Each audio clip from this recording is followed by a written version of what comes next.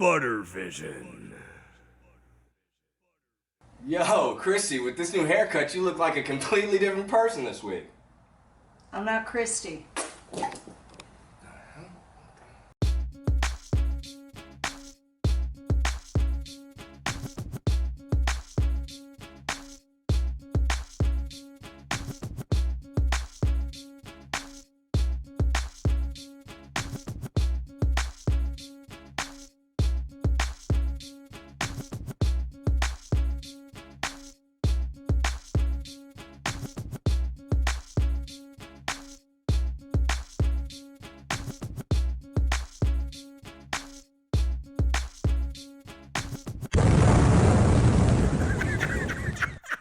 All right, welcome back, America, to Bama and the Butterverse takes on MTVs The Challenge, the show where we Monday morning quarterback the MTVs The Challenge.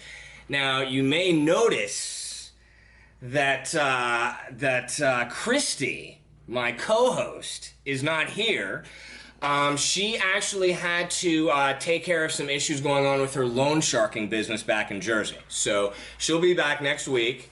Okay, yeah, not sure that's where she's at, but okay. Go ahead. Yeah, anyway. So we're going to be talking about, of course, tonight's episode of The Challenge, and what an episode it was. I think we can call this one, Karma is a Bitch, and so is Laurel.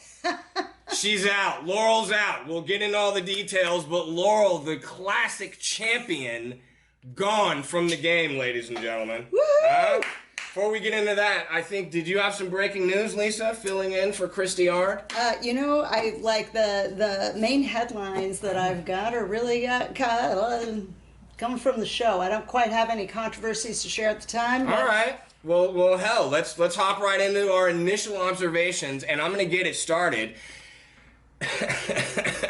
Your man JD Butter, all on point with my predictions all season long. Am I right or am I right? You've been watching the show since you're the executive producer. I think you're doing pretty well in terms of your let me talk about it here, okay? First of all, I said Wes was doing too much and it was going to come back to bite him in the arse. What happened? Wes, gone. Yep. Basically because of his backdoor dealings. Yep. Next up, last week I was talking all that junk about how the U.S. team was going to break into two factions, and I said what the two factions were going to be. What happened tonight? They're in those exact breaking factions. Finally, and the most important prediction that I've made thus far, I said last week again that Laurel came in too hot. She's a loose cannon. She's playing a dirty game. And I said bad strategy is going to come back to roost. You saw what happened tonight if you watched the episode.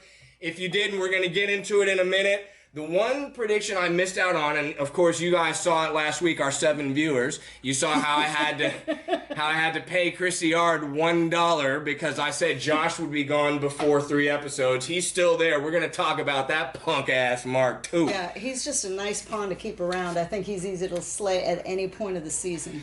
All right, another initial observation, and we mentioned our girl Laurel. You know, I really wanted to root for Laurel. She's a classic champion. She is, well, no, I'm saying coming into the season. All right, let's see what you got. Coming into the season, I wanted to root for Laurel. She's a classic champion. She's performed well. She's just come in and proven herself in previous challenges, right? I wanted to root for her. She came in here just like a bat out of hell. She almost it's like she had to prove herself. She had to make her mark on the game. I said it was bad strategy. I don't think that's what happened, but go ahead. I mean, it seemed like she kind of was like, she couldn't, because here, to me, the good strategy would be if you're the player proven like she is, you come in, you play a quiet game, you perform well, you keep your name clean, you stay out of madness until it gets later in the game. Later in the game, usually you can't avoid those types, so you're going to have to, but this early in the game, she came in hot. And I think it cost her tonight. I mean, I don't know that I think what it was is she's sort of like the collateral damage of what Wes started. I think Wes' strategy was totally sound from the get-go. However, he kept mouthing off about how great his strategy is. His way of being just kind of set this tone of like, just don't make the target on your back any bigger than it already is. Right. And I think Laurel got herself into a tailspin when she saw what she unleashed with her hasty strategy. Strategy is, I would say, a loosely used word in this context, because I actually think she just got swept into her own emotions. And for sure, the hormones between her and Bear, which is, by the way, disgusting. Frankly, both of them are gross for liking each other. But I think she got into her head. She got swept up into this momentary romance. She thought finally she's in the pole position. She's got the power seat and acted that way, just making that target on her back gigantic, and that's what took her down. Yeah, bad strategy as far as I'm concerned. I also want to talk about Josh a little bit, my other enemy on this show. I'm going to start referring to him as Mushmouth. When he talks, he sounds like he's chewing about 14 pieces of gum. Now, my mom says I cuss too much on this show, so instead of what I really want to call Josh, I'm going to call him a vagina. Okay. Oh my God. And I'm going to say that Lisa's actual real life vagina here is less vagina-y than Josh. Okay. This guy, I mean, no game. Okay. First of all, no swag. Okay. Does not perform in challenges. This guy has no redeeming qualities. And bruh, sorry, dude. Georgia ain't feeling you like that, son. You ain't got game like that. You better come on off that. I can't stand this kid. I'm starting a fatwa against him. He's gone. I think Josh is the U.S. Bear, frankly. It's the kind of guy, he's number one. I've got 2 notes in my notebook in terms of show notes, and one of them is Josh is totally gross. My next thought was Bear is totally gross. They're the kind of guys that appeal to juvenile-minded, dumb teenage brain girls. And as men, they're so disgusting. Wow, anyway, you're taking this in a real... So number 1, he's emotional. Number 2, I think it is a byproduct of his teen essence. And number 3, he is totally gross. He's horrible. And now you can get away with being a Josh in this game if when the challenges come along, you knock it out of the park every time. But he's I don't know what game he's here to play other than... Yeah, he's going to cry. He's more emotional than I am when the Lakers are in the finals. It's like ridiculous, man. He's like, you're not going to tell me how to play the game. It's like, dude, shut up already. It's the same dumb swagger that Bear's got on the UK side. You know, like, it's like this whiny confidence, which is really not confidence whatsoever. It's just like the equivalent of a toddler stomping their feet. Moving on. So let's get into the daily challenge called Relic Runner. Now, you know, it's like, I gotta say, I've mentioned in previous episodes that I'm a sportsman. I cannot condone ever, I don't care what the strategy is, I cannot condone throwing challenges. It's a weak path. I'm behind, I don't believe in it. And this kind of brings me to, because I think people from watching the season would think I'm a big Johnny Bananas fan. Yeah. And I'm absolutely not. Yeah. And the reason is exactly what he's doing in this game, which is, you know, I've talked about how I feel like he's kind of running the game. He's kind of putting his strategies into other people's ears and having them act out his thing. And the throwing of the challenge was a classic Johnny Bananas strategy. It's interesting that you keep referring to these activities on the show as strategy. I actually just see them as byproducts of emotion. However, I had a key question I wanted to bring up today, and that is Bananas really a puppet master? Because I would argue he is not. I think what he's doing, and what you call strategy, I think what he's doing is playing experiments and trying to keep his hands clean. So it's not quite strategic. I would say I think he's trying to throw crazy variables and see what happens and see where personalities shake out, but he's not running any kind of show right now. I would say that if I hadn't seen him do it on like 10 seasons of the challenge. I mean, it's like I've watched, and it's like, it's why I've been able to predict moves that he makes, because I've seen how he thinks, and I've seen it work. It worked this season. He got Josh, Jordan, and Laurel to all do his bidding. Yeah. And kept his hands clean, and we saw what happened to Laurel. All right, we'll see what happens in the end. Horrible strategy. I hate it. I'm not behind it. So then we go to the tribunal. The U.S., okay, obviously they threw the challenge, so they lost, right? Banana's strategy in throwing the challenge is so they can vote in someone who is in Wes's alliance. Right. He's now trying to, and he's admitted he's more. He admitted he was more into taking out Wes than actually winning. He actually literally said those like words. last show. Right. So now he's puppet mastering Laurel to get her to then work for him. Right. She gets her to go to Ashley, who is one of the most proven turncoat money stealing cheats in the whole history of the game. So easy to get her to turn. So they get her to turn. They put in Ninja Natalie because they lost, right? Mm-hmm. So the U.S. puts in a Ninja Natalie. They go to the tribunal. The U.K.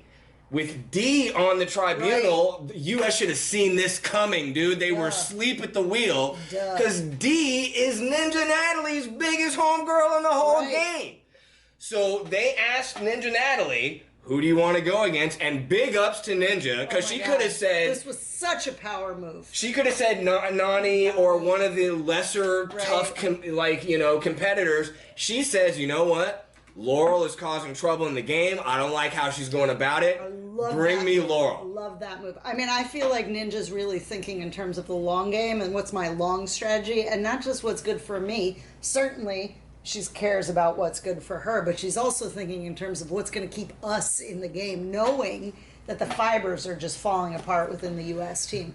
Now, the other thing that I want to say about the U.S. team in this whole kind of Johnny Bananas machinations, dude, Leroy and Zach, two veterans, okay, and I love Leroy as a dude. He's never dirty or underhanded or anything like that, you know. But he has been on like 10 challenges at least. He's never done anything, as I alluded to in our scouting reports. And in a situation like this, he kind of sits back, him and Zach, who wants to remain neutral, sit back and kind of let Johnny marionette them. Dude, it's like it's whack, dude. It drives me nuts. Yeah, I don't know. I think Zach, I don't really know Zach very well, but I feel like he's actually playing the stealth game right now. He kind of is. He definitely is. And maybe because he doesn't quite know what he should do with the game, so if he lays low, he can kind of read the tea leaves and see where to move next. Right. But I actually think that's super smart right now in this game. Yeah, absolutely. On both sides, absolutely. on both teams. Yes, absolutely. So, you know, we talked about, I really think, though, Johnny is kind of marionetting the game. Now, I think we've seen that does not make you stay in the game long in this current era. I told you how, you know, you might remember if you've watched the show for a long time, there were several seasons where the veterans could kind of control the game, and you could be openly controlling the game but you had numbers, right? So you wouldn't get voted out. Johnny Bananas, in fact, in a lot of the seasons he's won, has kind of skated along. And this goes to like my thing about playing the game the right way that I'm going to get to later. Yeah. You know, Johnny Bananas, I'm not going to take anything away from him, because when it gets to challenges, that final challenge is always something I can't wait to see him in the something that few regular people would do. Usually they're like 24 hours. They're like, you don't get to sleep. Like, you have to run uphill in sand for like 100 miles. They're insane. And he's done well in those. So I don't take anything away from him as far as that. But in a lot of those seasons, he has kind of skated along, not having to go into challenges because he's playing the numbers game. And he's got his veteran teammates aligned. So, yeah, they're not going to vote in Johnny, who's kind of Machiavelliing this whole game. So there have been people who have won the final, but also had to go into eliminations like 3 to 5 times. Right, and that's going to drain you too, because it's not just the physical abuse, the emotional drain of like, am I in, am I out, am I in, am I out? So, you know, to that end, I feel like in a way Johnny is not playing the game the way I really believe you play, which is you're there to compete, you're there to kick ass, and you know, it's like how Turbo played last season. Turbo played last season. Go ahead. Yeah, he played last season like, I'm not gonna get involved in any of the nonsense. But I'm gonna dominate on the daily challenges. So you're not gonna be able to vote me in. Yeah, well, I got a hard time with Turbo because I am curious, like, how much is language barrier with him? I actually think it's maybe not. Although, like, every time he speaks, I'm, like, writing it down because he's so quotable.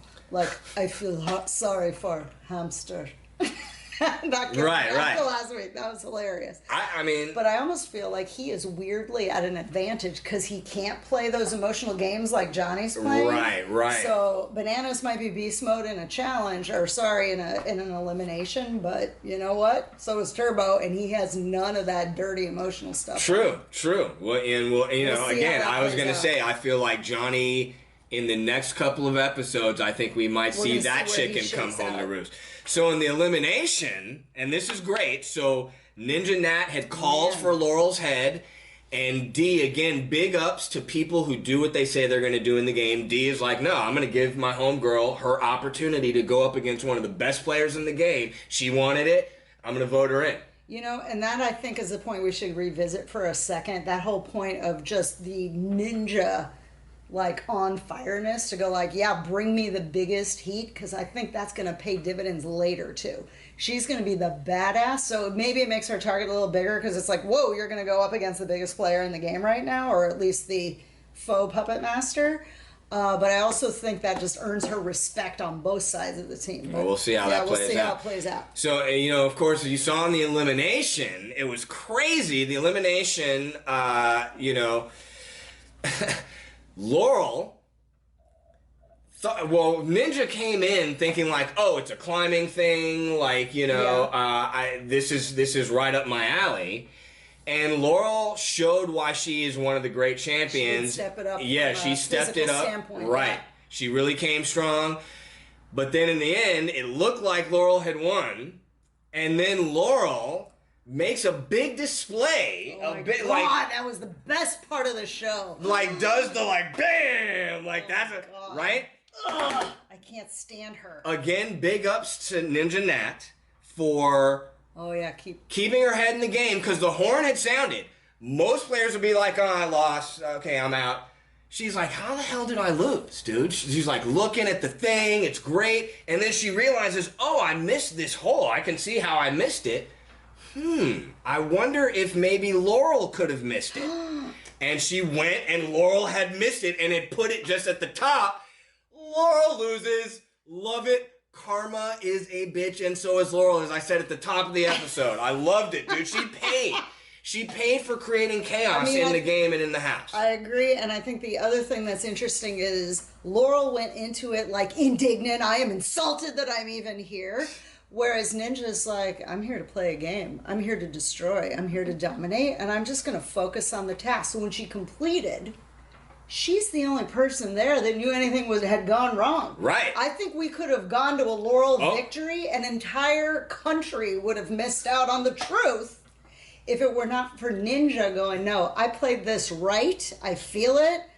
I'm just going to double check. Right. It was, Dude, completely could have, it has changed the trajectory of the game. It has just because she's like, something's not right. Right, yeah. Oh, I love moments So, that leads us right into the MVP and LVPs of tonight's game. Man, Before I do that, though, I want to give a special award tonight. It's we give this every now and again. We're going to give it tonight to the Good to Go award goes to Drunk Georgia, who... after they had gone, and anytime in an episode they go out to the club, so either somebody gonna get drunk, somebody gonna get mad, they're gonna be yelling in the bus on the way back, something's gonna go down, right? In this case, Georgia gets drunk, gets Bear in her gun sights again, and he's out there with a little puppy dog with his little curly locks, and don't you think I'm handsome, Georgia? He sounds like an ignoramus. That sounded like an educated English person. Well, I'm doing my best. MVP and LVP. For me, the MVP, of course, Ninja Nat. No brainer. She destroyed. She came with, the heart of a warrior and destroyed. An American ninja warrior, she is. Literally. And I also love that she started, with tears and kind of butthurt that she got nominated. But man, by the time she got out to marching out of the room, it feels like I am on fire. Yeah. And that's exactly what she brought. So it was like poetry this week. Yeah, it was good. She's my MVP too. Yeah. LVP, again, for me, a no-brainer at least, Laurel and her notebook. All right? Those are the dual LVP, the co-LVPs. Her little notebook that she would write all her little strategy junk in. Yeah, you see where that got you, Laurel, all right? You know, I mean, dude, who's your LVP? I can't keep doing MVP, LVP by the winner and loser of the Proving Grounds. I mean, I'm not doing it by that. I'm doing it by the whole episode. I'm going to say Bear just because I hate his guts. And you know what? Coming off like a nice, juicy victory like that, he should have been mayor in the town. He should have been walking around, glad-handing, making connections, positioning himself as a winner. Instead, he's in the pool making out with Georgia with Laurel right in the other room, making her the double loser this week. Yeah, real. I mean, that's really painful. But I also don't feel that bad because I sort of feel like you deserve it, Laurel, because you're gross and two-faced and that shit came back to bite you. Oops, sorry, I dropped a bomb. We don't be liking that, girl. Don't be doing that. All right, so next week, I think, again, we're going to see... I don't know if it's going to be next week. I really feel like Johnny Bananas is gonna kind of start catching a little heat. That's too much heat.